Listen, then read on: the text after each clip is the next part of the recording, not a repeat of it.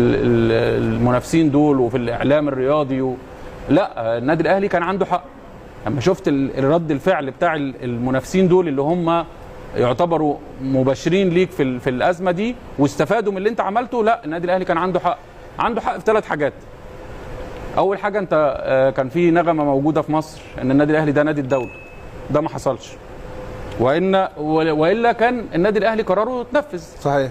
فالنادي الاهلي مش نادي الدوله باعتراف صريح دلوقتي. النقطه الثانيه، ليه انت تعمل في النادي الاهلي كده؟